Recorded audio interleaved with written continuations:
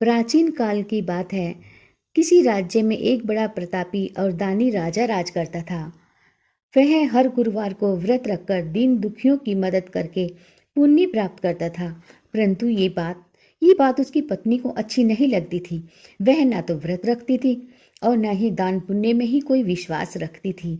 इतना ही नहीं, वह राजा को भी ऐसा करने से हमेशा रोकती रहती थी।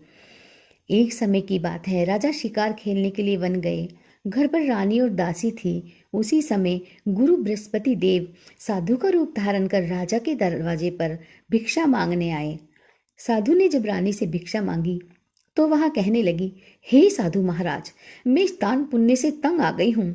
आप कोई ऐसा उपाय बताएं जिससे कि मेरा सारा धन नष्ट हो जाए और मैं आराम से रह सकूं। इतना सुनकर बृहस्पति देव ने कहा, देवी, तुम बड़ी विचित्र हो। संतान और धन से कोई दुखी होता है क्या? अगर अधिक धन है तो इसे शुभ कार्य में लगाओ। कुंवारी कन्याओं का विवाह कराओ, विद्यालय, बाग और बगीचों का निर्माण कराओ, जिससे तुम्हारे दोनों लोग सुधरें। परंतु साधु की इन बातों से रानी को खुशी नहीं हुई।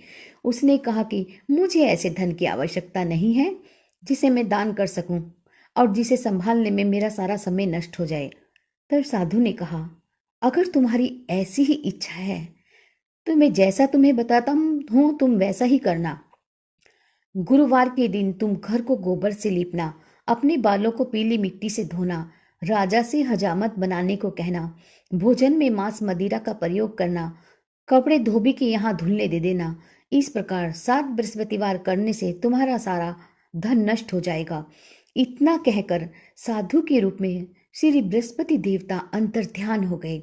साधु के अनुसार कई बातों को पूरा करते हुए रानी को केवल 3 बृहस्पतिवार ही बीते थे कि उसकी समस्त धन संपत्ति नष्ट हो गई। भोजन के लिए राजा का परिवार तरसने लगा। तब एक दिन राजा ने रानी से बोला कि हे रानी, तुम यहीं रहो, मैं दूसरे देश में जाता हूँ, क्योंकि यहाँ पर सभी लोग मुझे जानते हैं, इसलिए मैं कोई छोटा कार्य तो नहीं कर सकता। ऐसा कहकर राजा दूसरे देश में चला गया। वहां वह जंगल से लकड़ी काट कर लाता और शहर में बेचता। इस तरह वह अपना जीवन व्यतीत करने लगा। इधर राजा के परदेश जाते रानी और दासी दोनों ही दुखी रहने लगी।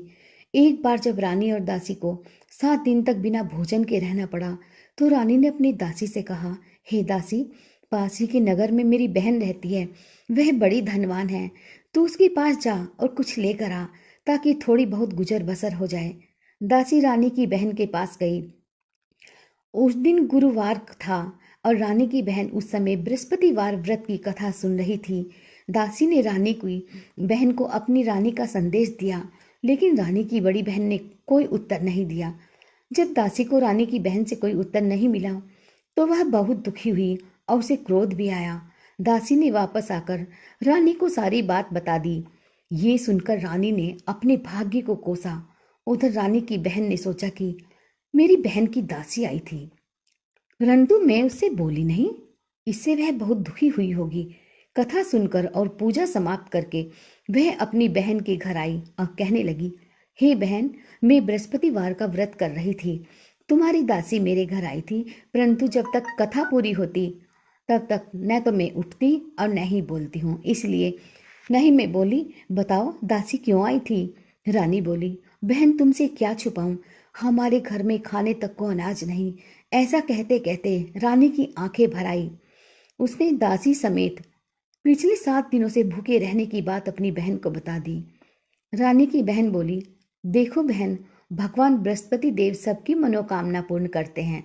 देखो, शायद तुम्हारे घर में कहीं अनाज रखा हो। पहले तो रानी को विश्वास ही नहीं हुआ, पर बहन के आग्रह पर उसने अपनी दासी को अंदर भेजा तो सचमुच अनाज से भरा एक घड़ा मिला। ये देखकर दासी को बड़ी हैरानी हुई। दासी रानी से कहने लगी, हे रानी, हमको भोजन नहीं मिलता तो हम व्रत ही तो करते हैं, इसलिए क्यों ना इनसे व्रत और कथा की विधि पूछ ली जाए, ताकि हम भी व्रत कर सकें। तब रानी ने अपनी बहन से बृहस्पतिवार व्रत के बारे में पूछा। उसकी बहन ने बताया, बृहस्पतिवार के व्रत में चने की दाल और मुनक्का केले की जड़ में अर्पित करें तथा दीपक जलाएं, व्रत कथा सुने और पीला भोजन ही करें। और पीले ही वस्त्र पहने। इससे बृहस्पति देव और भगवान विष्णु प्रसन्न होते हैं। व्रत और पूजा की विधि बताकर रानी की बहन अपने घर लौट आई। 7 दिन के बाद जब गुरुवार आया तो रानी और दासी ने व्रत रखा। वह गुड़साल में जाकर चना और गुड़ लेकर आई। फिर उससे केले की जड़ तथा विष्णु भगवान की पूजा की। अब पीला भोजन की चिंता को लेकर दोनों बहुत दुखी थे, क्योंकि उन्होंने व्रत रखा था। इसलिए बृहस्पति देव उनसे प्रसन्न थे। वह एक साधारण व्यक्ति का रूप धारण कर 2 थालों में पीला भोजन दासी को देकर चले गए। भोजन पाकर दासी बहुत प्रसन्न हुई और फिर रानी के साथ मिलकर भोजन ग्रहण किया। उसके बाद वह सभी गुरुवार को व्रत और पूजा करने लगी।